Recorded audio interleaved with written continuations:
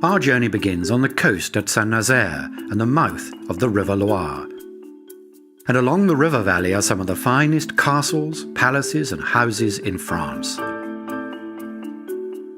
As we head upriver past Nantes, the main towns on our journey will be Angers, Tours, Blois and Orléans.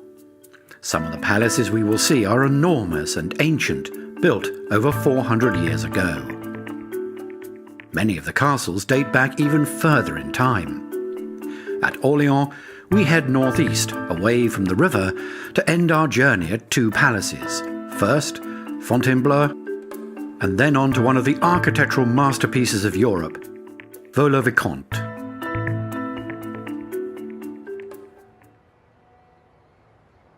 Saint-Nazaire, on the north bank of the Loire estuary, came into prominence during the 19th century, when the harbour expanded, shipbuilding began, and the railway arrived. The harbour is perhaps most famous for the daring and successful British commando raid during World War II, when an old ship full of explosives was rammed into the dock gates to prevent the use of the dry dock by large German battleships. The Germans used Saint-Nazaire as a base for naval operations in the Atlantic, and inside the harbour is an enormous old German U-boat pen with concrete an incredible 9 meters thick, which was capable of withstanding any Allied bomb. The robustness of its construction means that even today demolition would be uneconomical. The base is now used by cafes, a bar, and on the roof is an exhibition about the harbour. The Loire is the longest river in France at 1,012 kilometres. It's been referred to as the Garden of France and is flanked by hundreds of historic estates as well as many famous French wine regions that line the banks. Muscadet, Sancerre, Puy-Fumé. The city of Angers lies in the Loire Valley, 3 miles north of the river on a small tributary. The Chateaux d'Angers has a history stretching back to the Romans, who had a fort on the site. The 17 massive towers were built in the 14th century and reduced in height during the 16th century with the stone used for developing the growing town. Further damage was done to the castle during the German occupation of World War II, when a munitions dump inside the chateau exploded.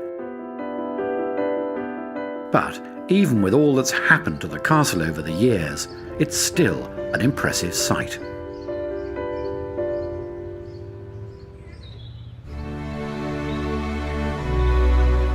An equally impressive sight, and the first of many on this journey, is the Chateau du Plessis-Bourret. It was built in only 5 years, from 1468, and has been altered externally very little since then. It even has the original working drawbridge. The style of conical roofs is something which can be seen in many of the houses and palaces along the Loire Valley. The river provides water for the fertile valley where farmland and vineyards are interspersed. Large parts of the landscape are also forested, with many of these forests going back to medieval days, when they were used as hunting parks, attached to the different chateaux along the valley. The Chateau du Saumur stands on the edge of a forest, overlooking the river and town of the same name. It was built in the 13th century and later became the home of the Dukes of Anjou. Over the centuries, it has been used as a military barracks and a state prison under Napoleon Bonaparte. Today, it is undergoing extensive restoration. Another castle is 10 miles to the south on a small tributary of the Loire, the Chateau de Montreuil-Bellay. The castle seen today dates from the 13th century, with a turreted curtain wall built in the 15th century. During the French Revolution, it was taken over by the new government and turned into a women's prison for suspected royalists. In 1822, it was bought by a rich local merchant who divided the castle into rental units. His daughter then took over the whole property, and her descendants continue to live in the castle today. Standing in the middle of farmland is the stronghold of the Château du Rivaux. The castle was once four-sided, with turret towers on each corner. As the turrets projected out from the wall, they were able to protect the entrance with an enemy trying to get across the drawbridge. Since 1992, the castle has undergone a great deal of restoration. The design of the castle is in a classic 15th century French style, with the aim of showing off the power and wealth of the owner.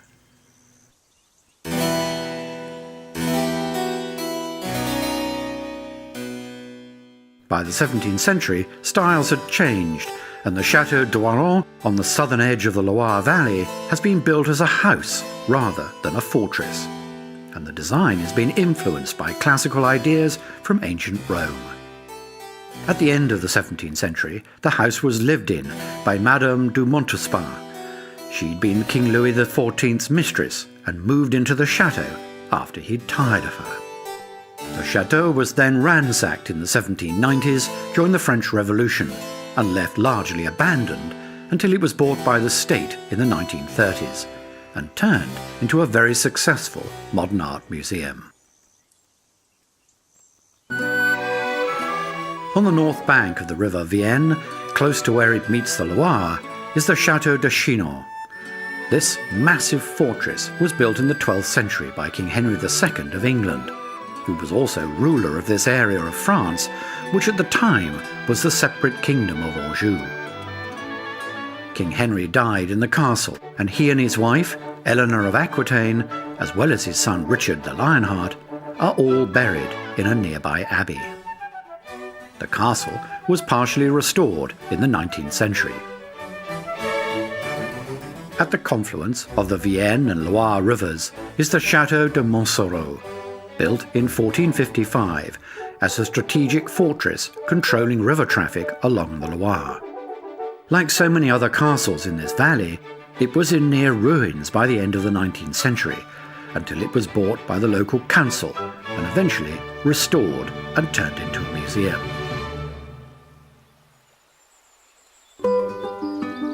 On another tributary of the Loire is the Chateau d'Azay-le-Rideau.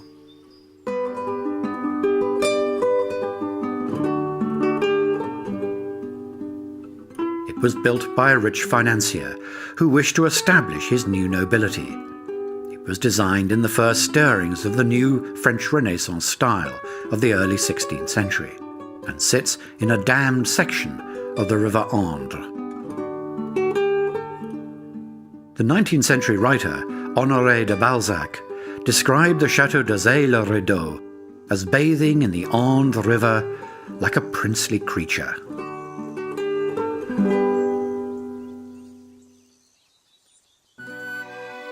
The Chateau de Villandry is also built in the French Renaissance style and incorporates a 14th century tower fortress. But what marks this chateau out from the others is the spectacular formal garden.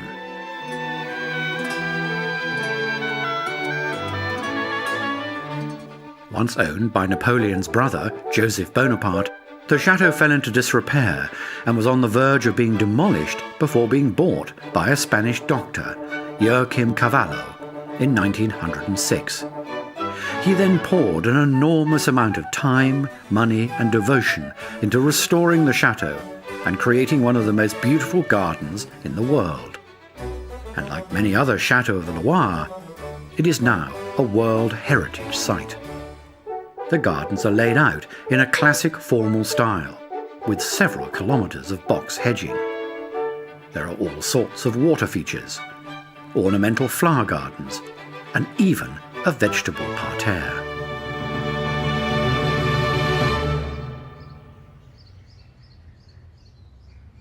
"10 miles up the Loire is the largest city in central France, Tours.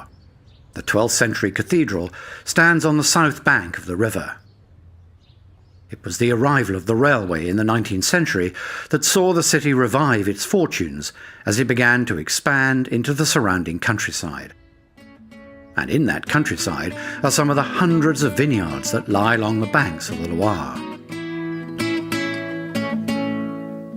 In the Vouvray wine region is one of the oldest vineyards in the Loire Valley, here at the Château de Moncoteur. Way back in the 10th century, caves were excavated in the riverbank to mature and preserve the wine. By the 15th century, Vouvray's fame had spread across much of northern Europe, and the vineyards were cultivated in the best positions overlooking the river. The chateau itself dates back to the 15th century, though it was severely damaged by fire and nearly destroyed during the French Revolution. In fact, going back even further in time to the 4th century, the estate belonged to the Bishop of Tours.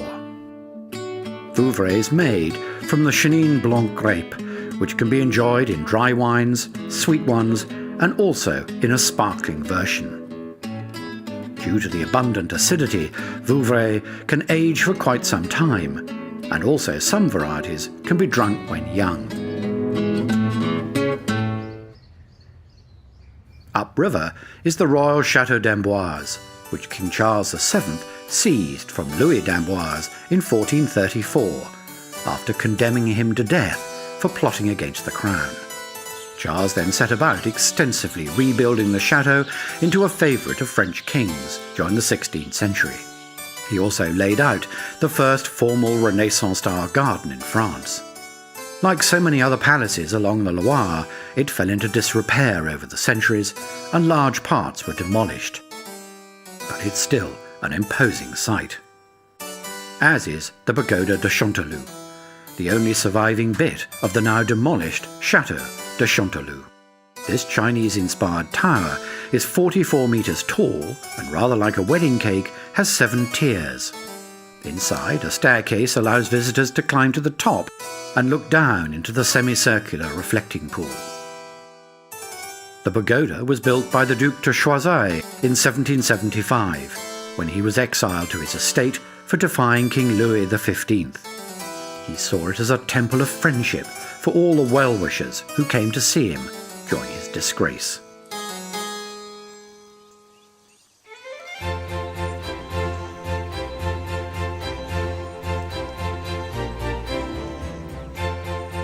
This is the Chateau de Chateaux, and surely one of the most sublime in the Loire Valley. With the palace built across the river Cher and the arches reflected in the still water, the sheer beauty of Chateaux has made it the most visited of all the chateaux of the Loire. The main section was built in the 1520s, but was later seized by the crown for unpaid debts. It was then given to King Henry II's mistress, Diane de Poitiers, who improved the house and built a bridge across the river. After the king's death, his wife and regent, Catherine de' Medici, had Diane de Poitiers expelled from Chateaux by exchanging it for the Chateau de Chaumont, which we will see later. In the 1560s, Catherine de' Medici would spend a fortune on the house, and most importantly, build a gallery on top of the bridge that gives Chateaux its shape today. She also replanted the garden in a formal style. The Queen held spectacular parties, often at night, and it's said she held the first ever firework display in France. After her death in 1589, the chateau went through a series of owners until one of them, in the early 18th century, sold off all the contents. Chateaux was saved during the Revolution because the bridge was the only one for many miles. In 1913, the Menier family, famous for their chocolates, bought the house, restored it, and still own it today.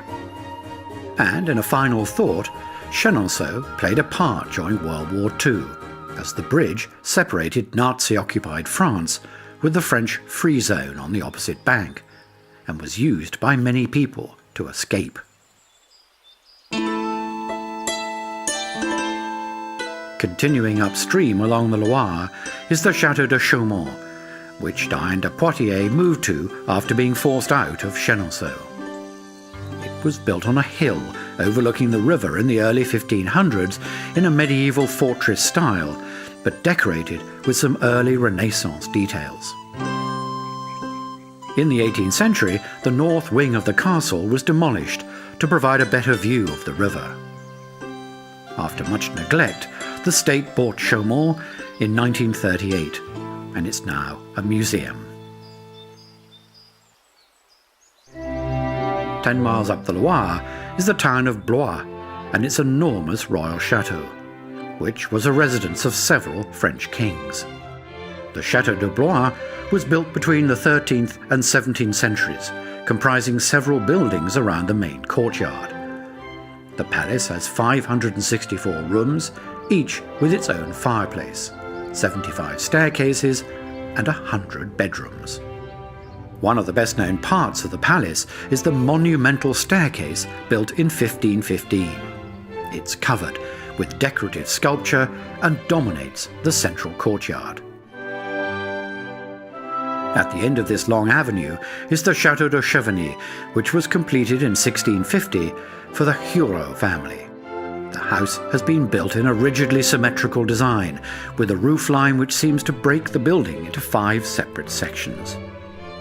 During the French Revolution, the family had to give up much of their wealth and therefore were forced to sell the house in 1802. But they bought it back in 1834. In 1914, the chateau was opened to the public, one of the first great French houses to do so. Children visiting may well feel they recognize the chateau, because the Belgian comic book creator, Hergé, used Cheverny as the inspiration for Marlinspike Hall in his Adventures of Tintin books. A few miles to the north is the Chateau de Villesavin, built in the 1530s for Jean le Breton. The chateau was constructed by the master craftsmen who had worked at the royal palaces on the Loire. This was because Jean de Breton was Secretary of Finance to King François I, and also Superintendent of Works for the hunting lodge that the king was building in a forest 4 miles away, the Chateau de Chambord.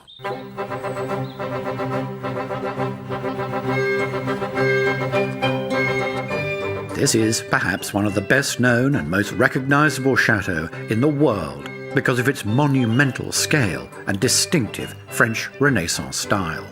It's a mixture of old medieval forms with new classical ideas from Italy.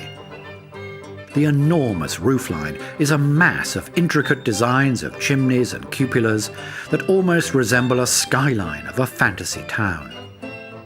The project was so costly that it was never finished, and only the central section and north side were completed.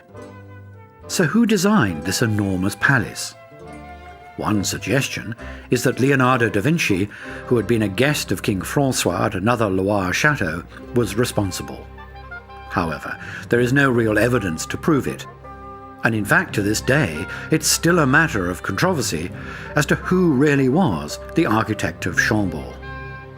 The king spent barely 7 weeks a year at the chateau on short hunting visits, and any visit at the time meant that all the furniture and wall coverings had to be transported, unpacked, and then packed up after the hunting trip finished.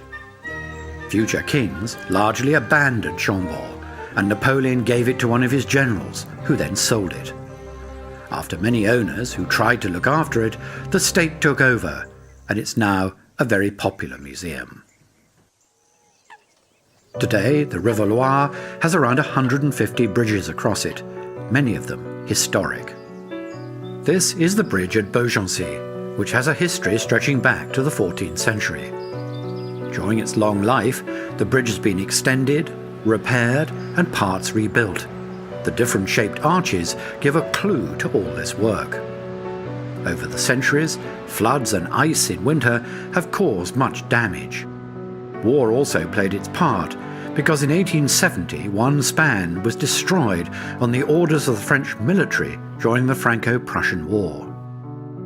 In the 1970s, this historic bridge, which was becoming unstable, was completely restored and shored up.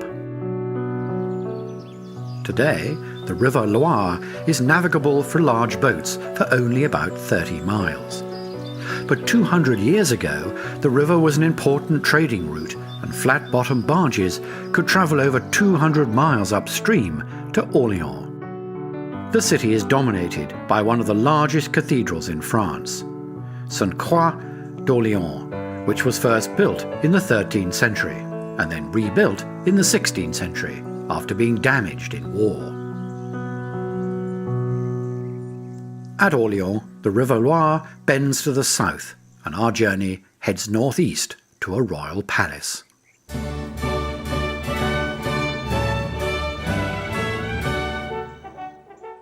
This is the Palace of Fontainebleau, and the work of many French monarchs. It was begun back in the 16th century and is arranged around a series of courtyards. It was François I, creator of Chambord, who built the initial courtyard. Succeeding French kings then added more. But by the middle of the 17th century, Fontainebleau began a steady decline, as the Palace of Versailles took over the interest of King Louis XIV.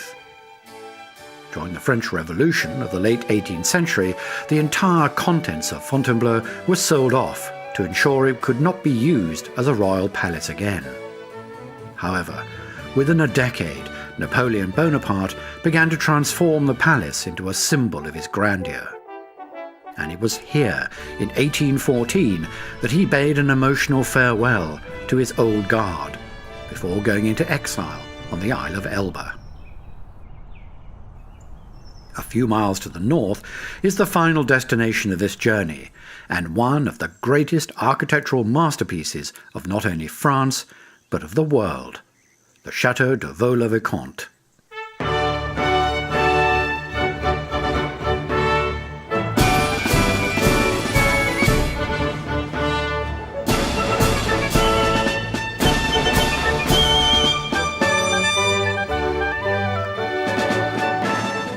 In 1641, a young parliamentarian called Nicolas Fouquet bought an old castle and estate at Vaux-le-Vicomte. 15 years later, he had risen to the powerful position of finance minister to King Louis XIV. And in this position, he was able to amass a small fortune, which meant he could begin construction of what was to become the finest chateau and garden in France. This spectacular achievement we see today was the result of Fouquet picking the best people to carry out his dream. The first was the architect Louis Levaux, the second was the painter and decorator Charles Lebrun, and the third was the garden designer André Lenotre. Working closely with their patron, they were to create not only a spectacular house, but also a centre and haven for leading French artists of the day, all of whom contributed to the beauty of Vaux. For the plan of the garden to work, Fouquet purchased and then demolished 3 villages. The displaced villagers were then employed in the upkeep and maintenance of the gardens. It was said that he employed 18,000 workers to create the gardens at a staggering cost in today's money of around $150 million. All this wealth and influence meant Fouquet had enemies, and they conspired to ruin him. In August of 1661, Fouquet held a spectacular garden party for the king to show off his new house and garden. It was to be his downfall, because it was not a good idea to outshine the king, who had Fouquet arrested for embezzlement and imprisoned for life. Louis then confiscated most of the furniture, tapestries and pictures, as well as all the garden statues and orange trees. He also took the 3 designers, Levaux, Lebrun and Lenotre, and put them to work on his new palace, Versailles. By 1875, Vaux-le-Vicomte was in a terrible state, but luckily for us today, it was bought by a French industrialist, Alfred Sommier, who, together with his descendants, slowly brought the great chateau back to life, so that visitors can marvel at this quite fantastic palace and garden. A perfect place to end this journey.